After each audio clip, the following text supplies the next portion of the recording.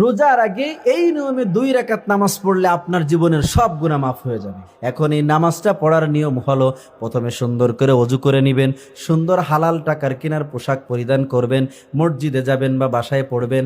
মহিলারাও বাসায় পড়তে পারেন, পুরুষেরাও বাসায় পড়তে পারেন। জায়নামাজ বিছিয়ে সুন্দর করে আপনি আল্লাহ পাকের কাছে চরম বিনয়ী ও নম্রভাবে দাঁড়িয়ে যান। দাঁড়ানোর পরে আপনি জায়নামাজের পরে দাঁড়িয়ে আস্তে করে বসে একবার দুরূদ ইব্রাহিম পড়বেন, 110 বার পড়বেন আস্তাগফিরুল্লাহ। এরপরে নামাজে দাঁড়িয়ে গেলেন, আল্লাহু আকবার বলে নামাজে দাঁড়িয়ে গেলেন, সূরা ফাতিহা পড়লেন, যেই কোনো একটি সূরা পড়লেন, রুকু করলেন, সিজদা করলেন, এইভাবে 2 রাকাত নামাজ শেষ করলেন।